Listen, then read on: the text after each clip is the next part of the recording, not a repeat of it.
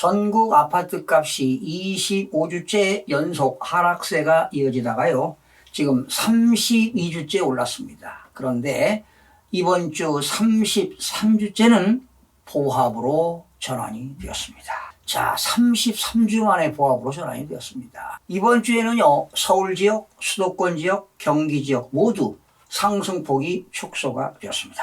서울 아파트 가격이 지난해 12월 첫째 주에 하락세로 접어든 지 34주째 오르며 상승폭이 축소가 되었습니다. 한편 신축 입주 물량 부족 등 이유로 좀처럼 꺾이지 않고 있는 서울 아파트 전셋값은 이번 주에도 0.05% 오르며 79주째 상승폭이 축소되고 있습니다. 여러분, 지금 정부의 가계부채 관리 기조로 대출 문턱이 높아지면서 거래량이 대폭으로 줄어들면서 공인중개사들도 덩달아 부동산 시장 한파에 시달리고 있습니다. 지난 13일이죠. 한국공인중개사협회에 따르면 개업 공인중개사 수는 매달 감소하고 있는 추세입니다. 지난 9월 기준 전국의 개업 공인중개사는 11만 3,043명으로 올해 1월 11만 5,040명 대비 1,997명이 줄어들었습니다.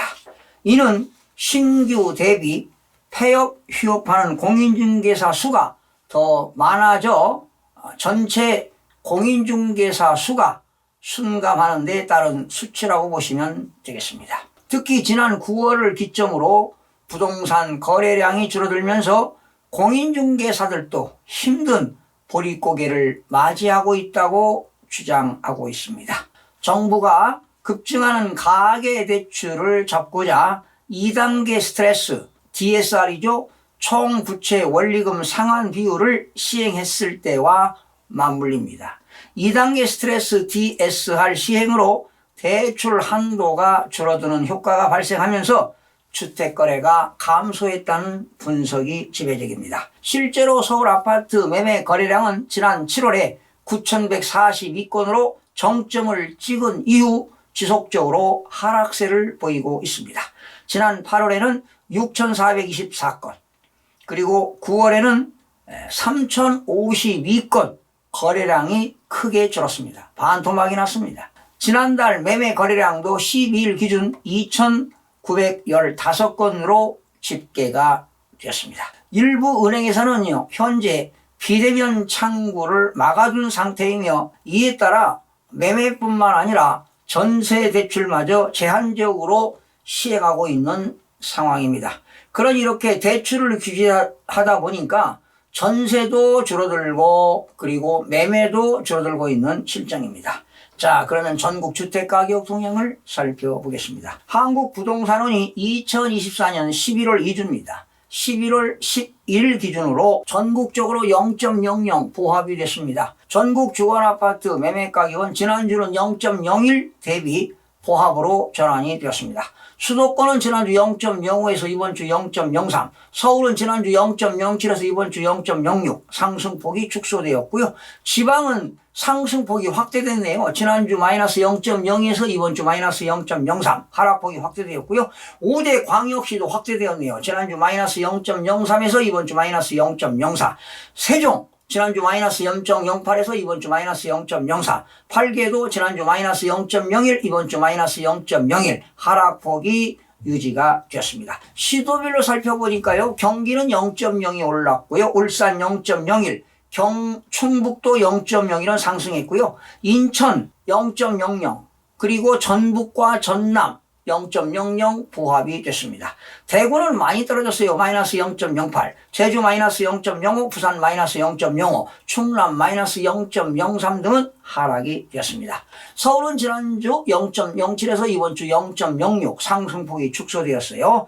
자, 그런데 사실은 재건축 단지에서만 거래가 되고 있으니까 이런 상승폭이 유지되고 있는 건데요. 자, 재건축 추진 단지 등 선호 단지에서 상승거래 신고가 수요가 꾸준하나 그 외의 단지는 대출 규제에 따른 매수 심리 위축으로 거래가 정체되는 등 혼조세를 보이면서 지난주 대비 상승폭이 축소가 되었습니다. 여러분 사실은요 도시위 주거환경 정비법에 의해서 재건축 재개발이 10년 이상 걸립니다. 그래서 제가 볼 때 나이 드신 분들은요 그거 재건축 너무 기대하지 마시고요, 처분할 수 있으면 처분하고 유동성 자금 확보하고요, 주거 환경이 좋은 지역으로 이사하는 것도 바람직하고요, 또 여유 있게 경제 생활하는 것도 좋습니다.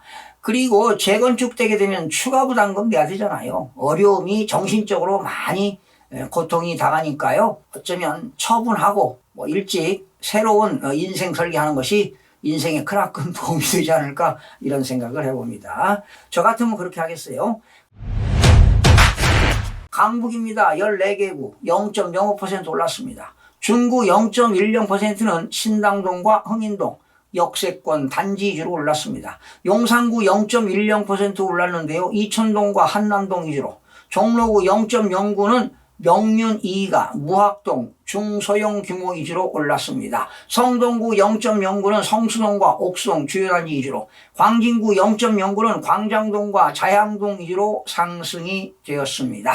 자, 강남 11개구 0.07% 올랐습니다. 강남구 0.19% 올랐는데요. 압구정동과 청담동 위주로 올랐습니다. 서초구 0.11%는 장원동과 반포동, 교통 환경이 양호한 단지 위주로 올랐습니다. 양천구 0.06%는 목동과 신월동 위주로 올랐고요. 영등포구 0.06은 당산동 4가, 물레동 3가 등 역세권 선호단지 위주로 상승이 되었습니다. 자, 현재 이렇게 한국부동산원에서 상승된 지역을 발표하고 있는데요.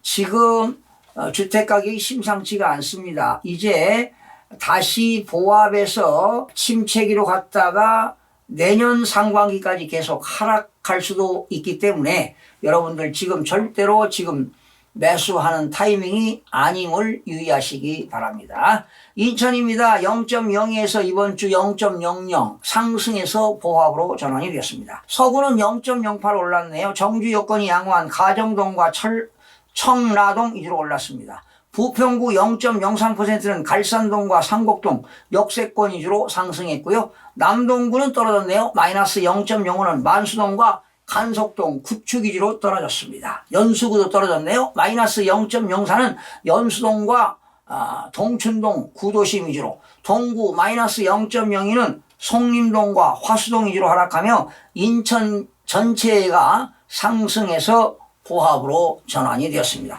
이렇게 상승으로 타다가 지금 상승폭이 축소되다가 지금 보합에서 이제 하락으로 가는 겁니다. 지금 상당히 위험 요소가 많습니다. 경기적입니다. 0.04에서 이번 주 0.02로 상승폭이 축소되었습니다. 그러나 이천시 마이너스 0.14% 하락했습니다. 증포동과 부바로 구축 위주로, 고양, 일산, 서구도 떨어졌어요. 마이너스 0.10%는 일산동과 주엽동, 여기도 주거 환경이 편리한 지역 아닙니까? 그런데 떨어지고 있네요. 광주시 마이너스 0.07, 양벌동과 초월읍 위주로 하락하고, 안양, 만안구 0.14% 올랐는데 안양동과 석수동 위주로, 부천 원미구도 0.14% 올랐네요. 역곡동과 중동 주요 단지 위주로, 성남 중원구 0.13%는 은행동과 상대원동 위주로 신축 위주로 올랐습니다. 대구 지난주 마이너스 0.06 하락, 이번 주 마이너스 0.08 하락폭이 확대되었습니다. 달서구 마이너스 0.13% 하락했습니다. 용산동과 도원동 대단지 위주로, 달성군 마이너스 0.12% 하락, 화원읍과 다사읍 위주로, 남구 마이너스 0.12 하락, 봉덕동과 이천동 구축 위주로 하락하고요. 수성구 마이너스 0.10%는 지산동과 건물동 위로 하락을 했습니다. 부산입니다. 지난주 마이너스 0.04, 이번 주 마이너스 0.05, 사상구 마이너스 0.14% 하락했습니다. 주례동과 엄궁동 소형 규모 위주로, 해운대구 마이너스 0.09 하락했습니다. 재성동과 중동 중대형 규모 위주로 하락하고요. 동구 마이너스 0.08은 초량동과 수정동 구축 위주로 하락이 되었습니다. 세종 지난주 마이너스 0.08 하락, 이번 주 마이너스 0.04 하락. 세종시는 지금 계속 떨어지고 있어요. 지역별 혼조세를 보이는 가운데 나성동과 보람동 위주로 하락하며 하락폭이 축소되었습니다. 제주 지난주 마이너스 0.04, 이번 주는 마이너스 0.0으로 하락폭이 확대되었습니다. 서귀포시 마이너스 0.06 하락, 중문동과 동흥동 구축위주로, 제주시 마이너스 0.05, 1도 2동과 2도 2동 위주로 하락이 되었습니다. 지금은요, 금리 자체가 지금 불확실성이 고조되고 있습니다. 아마도 부동산 시장 침체기가 계속될 것으로 보입니다. 지금 부동산 한파가 밀려들고 있는 상황입니다. 혹시 매수를 생각하고 계시는 분들은 좀 고려해야 되지 않을까 이런 생각이 들어갑니다. 아마도 지금 이제 전국적으로 지금 상승 지역이 지금 무너지고 있습니다.